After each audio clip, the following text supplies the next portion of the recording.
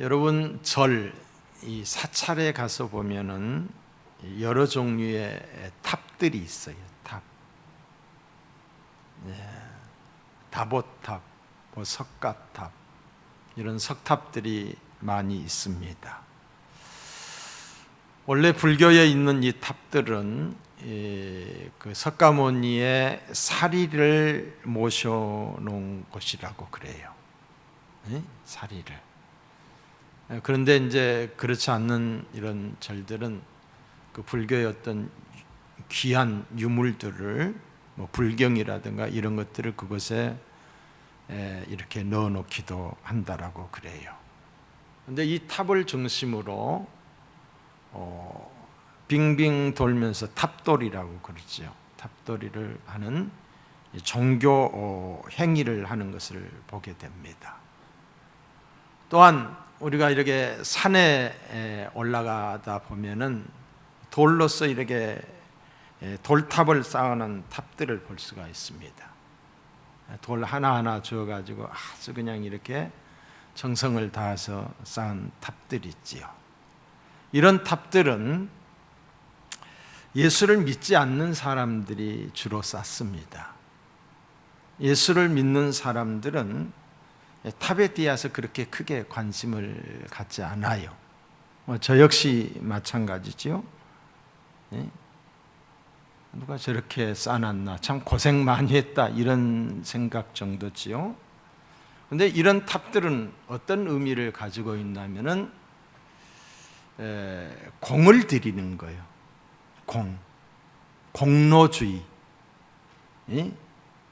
은혜의 종교가 아닌 공. 내가 무엇을 함으로 인해서 알 수 없는 어떤 절대자 신에게 도움을 받는. 그래서 이런 말도 있잖아요. 공든 탑이 무너지랴. 지성이면 감천한다. 이런 뜻에서 돌 하나를 쌓아가지고 탑을 이렇게 이루는 공로주의. 그리고 그것에 어떤 미신적 신앙이 가미되어 있는 것이 탑의 모양으로 나타나지 않았나 이런 생각을 합니다. 자, 오늘 본문에 보면은 인류 최초로 쌓은 탑이 나와요. 그 탑의 이름이 바로 오늘 여기 바벨탑입니다. 그래서 오늘 설교의 제목을 제가 바벨탑이라 이렇게 제목을 붙였어요. 계시록 17장 5절에 보시면은 이 바벨에 대해서 이야기를 나와요. 그의 이마에 이름이 기록되었으니 비밀이라고 해요. 그러면서 하는 말이 큰 바벨론이라. 비밀이라고 하면서 큰 바벨론이라고 말해요. 땅의 음녀들과 가증한 것들의 어미라 하였더라. 땅의 음녀들과 가증한 것들의 어미. 거짓말을 가져서 거짓의 압이라고 그랬잖아요. 가증한 것들의 어미라. 한마디로 말을 하면은 거짓의 상징입니다. 뭐가? 이 바벨이 거짓의 상징이에요. 음란의 상징이에요. 그래서 우리가 이렇게 성경을 보면은 신구약 성경을 통해서 이 바벨론은 하나님을 대적하는 대표적인 상징, 대표적인 이름으로 기록되고 있는 것을 보게 됩니다. 자, 오늘 본문 1장 1절을 보겠어요. 온 땅의 언어가 하나요, 말이 하나였더라. 인류는 그러니까 아담 이후에 노아의 때까지 사람들을 하나님이 심판하심으로 그들이 다 멸망을 받았잖아요. 그리고 난 이후에 노아의 새 함셈 야벳을 통해서 또 인류가 형성이 되고 족속이 되고 나라가 이루어지잖아요. 그런데 이때의 언어가 어떠했다? 하나였다는 거지. 말이 하나였다는 것이에요. 여러분, 언어가 하나라고 하는 것은 엄청난 자유를 의미합니다. 말이 통하지 않는 곳에 가면 얼마나 부자연스러운지 몰라요. 뭐 의사 표현을 할 수가 있나, 예? 뭘 달라고를 할 수가 있나? 말이 안 통하니까. 말이 통해야 자유롭고 어떤 일도 할 수가 있고 또한 연합이 이루어질 수 있는 거예요. 그럼 말이 안 통하니까 이것저것 아무것도 안 된다는 거지. 여러분, 이 말을 할 수 있다는 것은 참 하나님이 우리 인간에게 주신 축복이지요. 다른 어떤 피조 세계에서도 말을 한다 별로 없어요. 뭐 동물의 세계에서 말을 한다, 나는 그 말이라고 생각하지 않아요. 소리라고 생각하지. 본능적인 어떤 소리예요. 그 소리를 통해서 자기들끼리 어떻게 통할 수는 있지요. 통한다고 생각을 해요. 그러나 어떤 그 감정의 표현을 이 언어로서 잘 묘사하고 그 언어를 통해서 서로 감동하고 기뻐하고 슬퍼하고 할 수 있는 것은 인간밖에 없어요. 이 언어를 통해서 노래를 하고 인간밖에 없다는 거예요.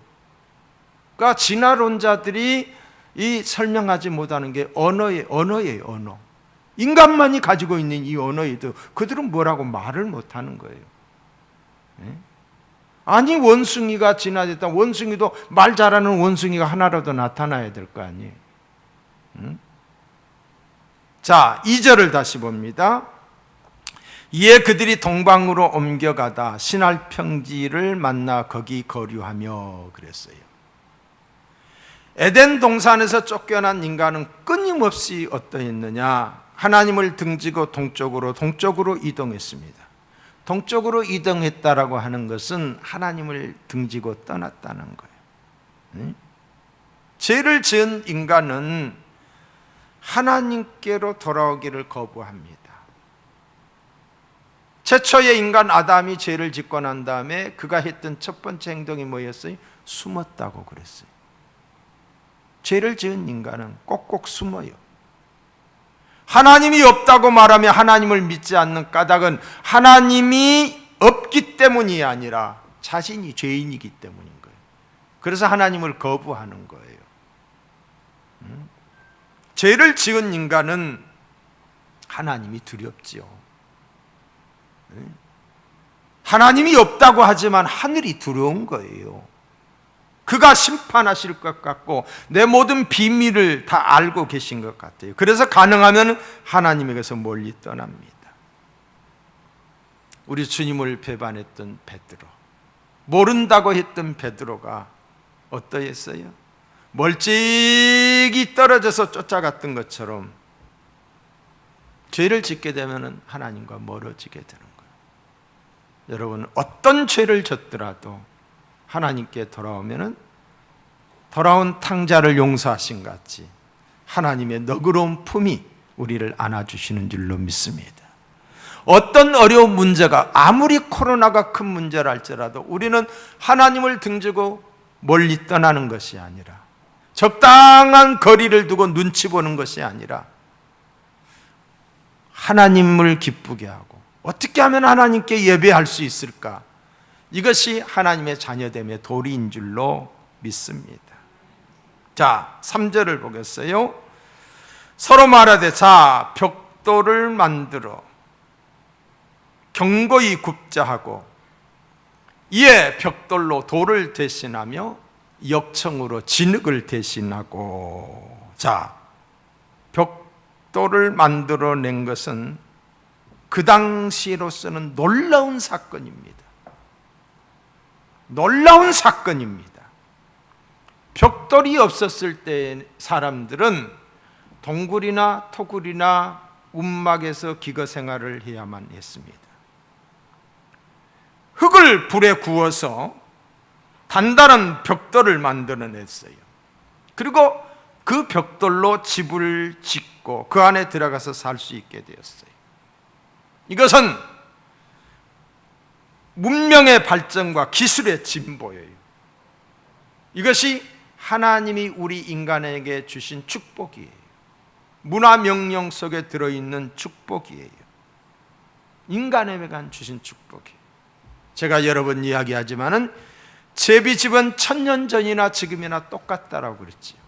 그러나 사람이 사는 집들은 계속해서 변천하고 있어요. 기술의 진보예요. 하나님이 주신 축복이에요. 그런데 문제는 그 기술의 진보와 발전을, 문명의 이기를 가지고 하나님을 대적하고 죄를 짓는 데 쓰여진다는 거지.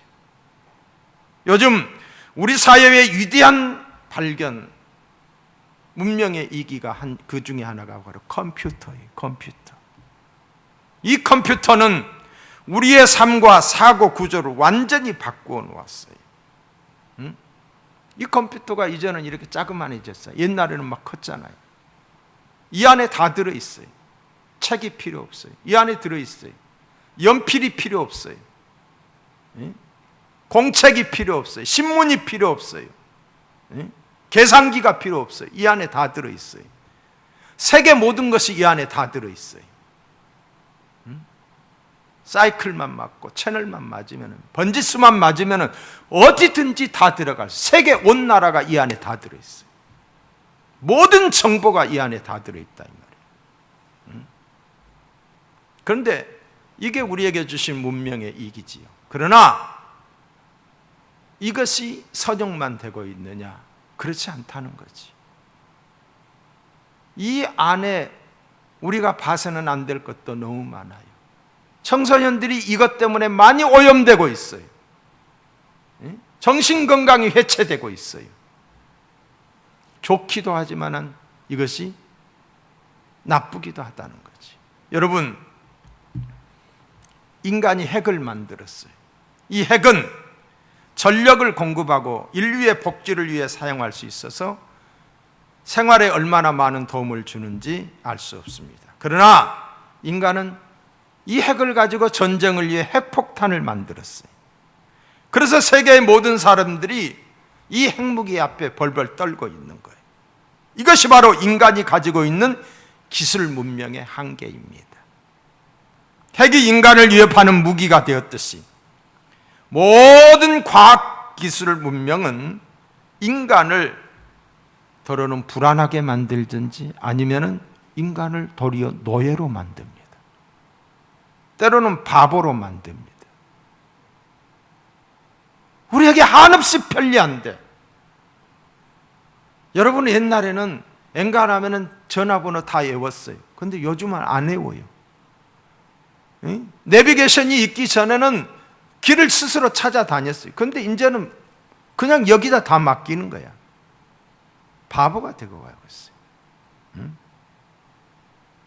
자동차가 참 편리하지요.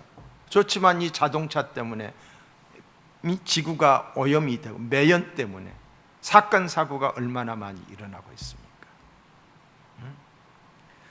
유전공학의 발달로 마음만 먹으면은 복제 인간도 만들어낼 수 있던 단계에 있다라고 그래요. 복제 인간, 인간을, 생명을 복제해서 사람이 만든다? 이거는 하나님의 영역에 도전하는 거예요. 이게야말로 바벨탑을 쌓는 거예요. 생각해 보세요. 나와 똑같은 사람이 돌아다녀요. 손흥민이가 축구를 잘하니까 축구를 잘하는 손흥민이와 똑같은 사람을 찍어내는 거예요. 이런 사회가 행복하다고 할 수가 있겠어요?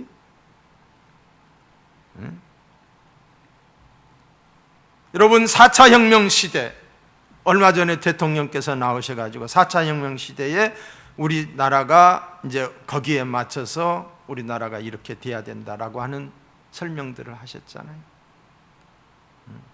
IT 기술로 인해서 뭐 인공지능이라든가 샤물 인터넷이라든가 또는 드론이라든가 3D 프린트라든가 이런 모든 것들, 여러분 인공지능, 데이터를 다 인공지능이 다, 그러니까 모든 데이터, 사람은 한계가 있잖아요. 알아도 어느 정도잖아요. 근데 이 인공지능은 모든 것을 다, 그 정보를 다 담아가지고 거기서 가장 좋은 것을 딱 택해내는 거예요. 그게 그 이서돌이 하고 있던 바둑, 인공지능 바둑이잖아요. 이길 수 없잖아요. 이세돌이한테 그래도 3대 1로 이겼잖아요. 2대 1인가 3대 1인가 그렇게 이겼는데, 중국에 그때 당시에 가장 잘했던 커세한테 가가지고는 3대 0으로 그가 이긴 거예요. 인간이 당할 수가 없는 거예요. 그러니까 이 인공지능을 가진 이제 이 의사가 아닌 인공지능이 이제 환자를 진찰을 하는 거예요. 인공지능의 기능을 가진 판사가 재판을 하는 거예요. 왜? 그 데이터에 의해서. 여러분이 사람하고 인공지능 앞에서 누구한테 내 몸을 맡기겠어 하면은 여러분은 누구한테 맡기겠어요? 인공지능한테 맡기는 거예요. 앞으로 이런 시대가 다가오는 거예요. 응? 이런 시대가. 사물 인터넷. 기계가 다 해주는 거예요. 그냥 가스도 꺼주고 밥도 해주고 불도 꺼주고 내가 할 일이 별로 없어지는 거예요. 앞으로 드론으로 농사를 다 짓게 된다는 거예요. 드론으로. 사람이 다 했던 거 드론으로 농약하고. 근데 이 드론이 지금은 어느 정도 이렇게 저기 하지만 소형 드론이 됐다고 생각을 해보세요. 드론으로 전쟁하는 시대가 다가오는 거예요. 사람들이 전쟁하지 않아도. 드론이 아마 이렇게 조그마한 벌처럼, 조그마한 나비처럼 작아진다고 생각을 해요. 나비처럼 날아가지고 푹 썩어 죽는 거예요. 이런 시대가 가까워지고 있다는 거지요. 뿐만 아니라 이런 다양한 IT 기술로 인해서 그런 타락한 그런 나쁜 사람들이 권력을 잡게 되면은 이걸로써 사람을 감시하고 감독하고 통제하고 관리하는 거예요. 통제, 관리, 감독. 그리고 이 IT 기술에 의해서 내가 어디로 가는지, 어디에 있는지, 무엇을 하는지 다 잊고 있는 거예요. 여러분, 이 시대가 멀지 않았어요. 문명의 이기는 이기가 아니라 더러는 악기가 되는 거예요. 나를 죽이는 악기가 되는 거예요. 악이 된다. 끔찍한 부작용을 가져올 수 있다는 거지. 도리어 이것이 인간을 심판하는 거예요. 사람들은 벽돌로 바벨탑을 만들었어요. 무엇과 같이? 핵물질로 핵폭탄을 만들듯이 말합니다. 이것이 인간이, 이것이 타락한 인간이에요. 여러분, 공산주의도 하나의 바벨탑이에요. 공산주의도. 공산주의의 바벨탑은 뭘 인정하지 않아요? 신을 인정하지 않아요. 신을. 그리고 유물주의 사상으로 모든 것을, 사람도 물질로 생각해요. 영원히 있는 인격체로 보지 않는다 이 말이에요. 그러면서 모든 것을 국가가 소유하고 모든 사람들이 같이 공정하게 일하고 모든 사람들이 다 같이 공평하게 나누는, 그게 바로 동일노동, 동일임금이에요. 그래서 분배하게 모두가 다 평등하게 잘 사는, 고르게 평등하게 사는 나라, 얼마나 그 이론이 좋아요. 높고 낮음이 없이. 이런 이론으로 사람들을 선동을 했어요. 그래서 지상에 있는 모든 나라 절반 이상이 다 공산화가 돼버린 거예요. 공산화가. 그 결과가 어떻게 됐어요? 모두가 다 불행해졌어요. 가난의 평균화가 이루어졌어요. 그로 인해서 수많은 사람들이 죽게 되었어요. 소련의 붕괴와 함께 70년 만에 대부분의 나라가 다 무너졌어요. 바벨탑이 무너진 거예요. 인간의 바벨탑은 무너진다. 하나님의 섭리 가운데 살아야 돼. 자, 4절을 볼까요? 또 말하되 자, 성읍과 탑을 건설하여 그 탑 꼭대기를 하늘에 닿게 하여. 그래서 하늘에 닿게 하여. 응? 자, 고대 사회에서 하늘은 곧 하나님과 동의어로 사용이 되었어요. 하늘, 하나님. 그러니까 저희 할아버지도 항상 하늘님이라고 그랬어요. 하늘님. 그 인간이 아니에요. 인간을 말하는 게 아니라 하늘님. 알 수는 없지만은 높으신 분, 복을 주시는 분, 이 정도로 그냥 하늘님이라고 했어요. 성경에도 보면은 하늘은 하나님의 처소라고 기록이 되어 있어요. 그런데 이 바벨탑을 쌓는 사람들은 하나님의 처소인 하늘에 올라가겠다라고 했어요. 이 말은 그들 자신이 하나님이 되겠다는 거예요. 하나님처럼 되겠다는 거예요. 바벨탑을 쌓는 것은 하나님의 권위에 대한 도전이었습니다. 하나님의 자리까지, 하나님의 위치까지 높아지겠다는 거예요. 이게 교만이에요. 이게 교만. 하나님이 보실 때 교만이에요. 여러분, 최초의 인간이었던 아담이 어떻게 해서 죄를 졌어요? 뱀이 찾아와서 말을 합니다. 선악을 알게 하는 나무의 실과를 먹지 말라고 했다고? 이 미렁곰탱이야. 네가 그것을 먹는 날에는 네 눈이 밝아져서 하나님과 같이 돼.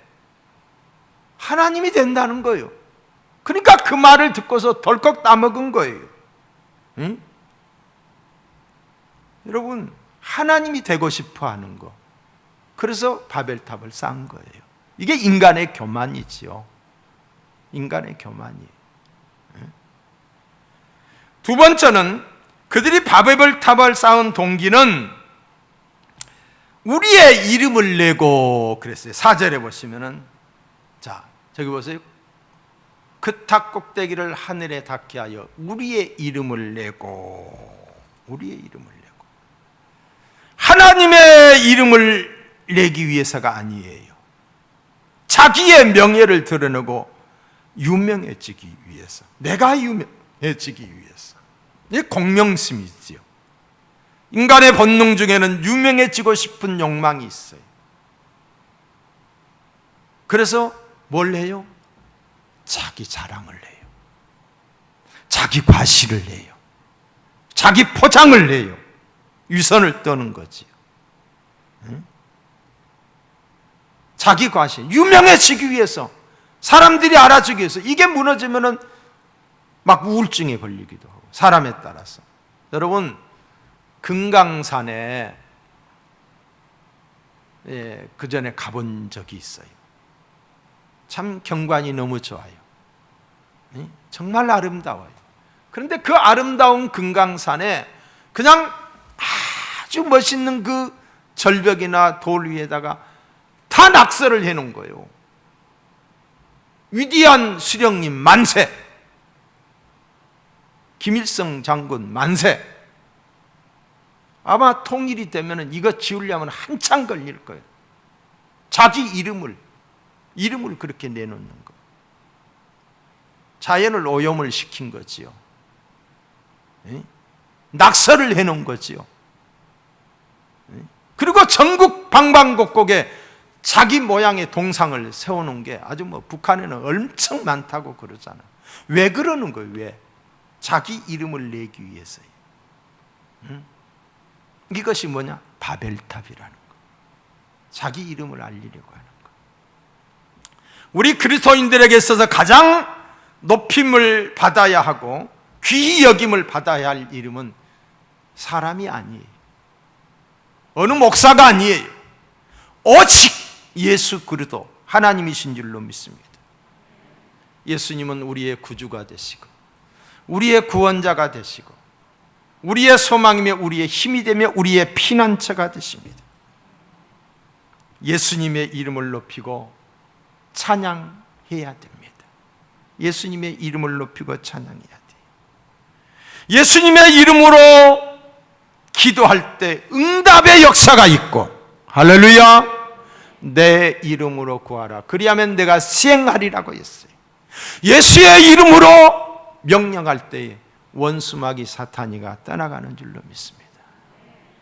찬송가 중에 91장 슬픔 있는 사람 슬픈 마음 있는 사람 예수 이름 믿으면 영원토록 변함없는 기쁨 마음 얻으리. 예수의 이름은 세상의 소망이요 예수의 이름은 천국의 기쁨일세. 여러분, 우리가 존재하는 이유는 하나님을 영화롭게 하는 거예요. 아멘. 그 이름 예수 그리스도의 이름을 높이는 거예요. 그래서 십계명 중에 제3계명에 보면은 내 하나님 여호와의 이름을 망령되이 일컫지 말라 그랬어요. 하나님의 이름으로 가지고 장사해서도 안 돼요. 하나님의 이름을 망령되이 불러서는 안 된다는 거지요. 여러분, 하나님의 마음에 합했던 다윗이 성전을 지을 계획을 갖고 있었어요. 근데 그 중심을 하나님이 보았어요. 성전을 짓고 싶은 마음이 있었다. 그래서 많은 물자들을 다 준비했어요. 그런데 하나님은 너 안 된다고 그랬어요. 너는 아니야. 네 자식 때야. 그런데 그런 마음만 가지고 있는 것을 보고서도 하나님이 당시의 선지자였던 나단을 통해서 이렇게 말씀하십니다. 사무엘하 7장에 보시면은 내가 가는 모든 곳에서 내가 너와 함께 있어. 여러분, 이 함께, 하나님이 함께 한다는 이보다 더 큰 복이 없어요? 예? 내 모든 원수를 내 앞에서 멸하였은즉, 다윗이 어땠어요? 승승장구했잖아요. 땅에서 위대한 자들이 이름같이 내 이름을 위대하게 만들어 주리라. 할렐루야. 성전 지을 생각만 했는데도 하나님께서 그 이름을 위대하게 해주시겠다라고 말씀하셨어요. 여러분, 우리 주님 예수 그리스도는 스스로 낮아지신 분이십니다. 스스로 자신을 낮추셨어요. 하늘 보좌를 버리시고 낮고 천한 인생, 그것도 말구 위에 탄생하셨어요. 그리고 제자들의 발을 친히 씻기며 종의 모습으로 섬겼어요. 마지막에는 십자가에 죽으셨어요. 죽기까지 하늘 보좌에서 내려오신 부분이 내려오셨어요. 그러나 하나님이 그를 다시 살리셨어요. 하나님이 일으키셨어요. 하나님 우편 보좌에 앉게 하셨어요. 어떤 이름보다 뛰어난 이름을 주셨어요. 만물이 그 이름 아래 복종케 하셨어요. 왜? 낮아지셨더니. 빌립보서 2장에 보시면은 그는 근본 하나님의 본체시나 하나님과 동등됨을 취할 것으로 여기지 아니하시고 오히려 자기를 비워 종의 형체를 가지사 사람들과 같이 되셨고 사람의 모양으로 나타나사 자기를 낮추시고 죽기까지 복종하셨으니 곧 십자가에 죽으심이라. 이러므로 하나님이 그를 지극히 높여 모든 이름 위에 뛰어난 이름을 주사, 모든 이름 위에 뛰어난 이름을 주사, 하늘에 있는 자들과 땅에 있는 자들과 땅 아래에 있는 자들로 모든 무릎을 예수의 이름에 꿇게 하시고 모든 입으로 예수 그리스도를 주라 시인하여 하나님 아버지께 영광을 돌리게 하셨느니라. 할렐루야. 사랑하는 성도 여러분, 우리는 누구입니까? 저와 여러분은 누구입니까? 우리는 예수님을 모시고 가는 나귀에 불과합니다. 예수님이 예루살렘 성에 입성하실 때에 많은 무리들이 종려가지를 들고 그 길에 다는 자기들의 옷을 깔고서 호산나 호산나 다윗의 자손이요 하면서 외치고 환호를 했어요. 누구를 보고 환호를 한 거예요? 나귀를 보고 환호한 것이 아니었어요. 나귀 위에 타고 계시는 예수님을 보고 환호했던 거예요. 여러분, 내가 무슨 섬김이 있든지, 내가 무엇을 했든지 간에 우리는 예수님을 높여야 돼요. 모든 영광 하나님께 돌려야 돼요. 그 영광을 도둑질해서는 안 돼요. 나의 나됨은 하나님의 은혜입니다. 내가 한 것이 아닙니다. 하나님의 은혜입니다. 하나님께 돌려야 되는 줄로 믿습니다. 자, 세 번째, 그들이 바벨탑을 쌓은 동기는, 자, 4절, 지면의 흩어짐을 면하자는 것이었어요. 첫째는 하늘의 닭해였고, 둘째는 이름을 내고, 셋째는 온 지면의 흩어짐을 면하자였던 것이지요. 생육하고 번성하여 땅에 충만하라고 하나님이 하셨어요. 이게 하나님의 디자인, 하나님의 계획이었어요. 이게 인간을 향한 하나님의 축복이었어요. 땅에 충만하는 하나님의 계획과 반대로 온 지면의 흩어짐을 면하자고 쌓은 것이 바로 바벨탑이었던 거예요. 하나님의 뜻의 정면으로 도작을 한 거지요. 여러분, 이승만 대통령께서 그런 말을 했죠. 뭉치면 살고 흩어지면 죽는다. 여러분, 우리 민족은 참 이 세 사람만 모이면 한 사람 나쁜 사람 만든다고 그러잖아요. 싸우기를 좋아해요. 이게 민족적 근성인가? 아주 나쁜 근성이에요. 무조건 뭉치는 것이 하나가 되는 것이 중요하지 않습니다. 왜 뭉쳤는지, 왜 하나가 되었는지, 무엇을 위해서 뭉쳤는지가 중요하다는 거지요. 사람들은 자기를 위하여 집단과 세력화를 합니다. 자기 이익을 위해서, 자기 명성을 위해서.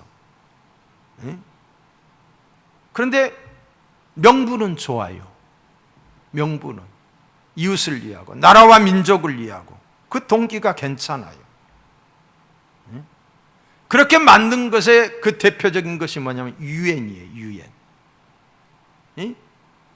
2차 대전 이후에 다시는 이 땅에 이와 같은 전쟁이 있어서는 아니 되겠다 해서 그때 사용했던 무기들을 녹여서 조형물을 만들어 놓고 거기에 유엔이라고 하는 여러 나라들이 하나가 돼서 각자가 다 이렇게 속하여 있는 유엔이 있어요.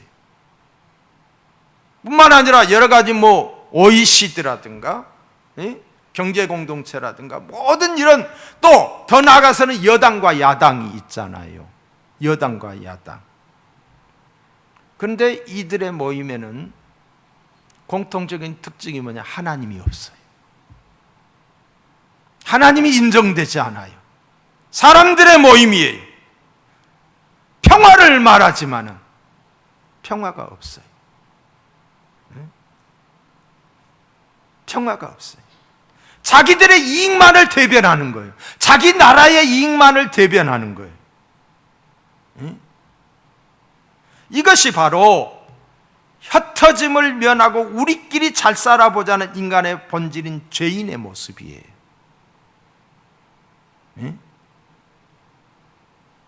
군림하려고 하는 거죠. 이용하려고 하는 거죠. 하나가 되는 것은 하나님의 명령이요, 하나님의 축복입니다. 우리가 하나가 되어야 하는 이유는 간단합니다. 그것은 하나님의 거룩한 뜻을 이 땅에 실현하기 위해서, 복음을 전파하기 위해서, 많은 영혼을 건지기 위해서 우리는 하나가 되어야 됩니다. 믿음으로 하나가 되는 것은 좋은 일이지만 불신과 불순종으로 하나가 되는 것은 또 다른 바벨탑을 쌓는 것이고 하나님의 뜻에 역행하는 것입니다. 바로 이 공산주의가 그들은 하나라고 그러잖아요. 공산주의와 같은 전체주의 사회에서는 모든 인민이 하나의 틀 안에서 움직이는, 기계적으로 움직이는 거예요. 각자의 개성이 인정되지 않는 거예요.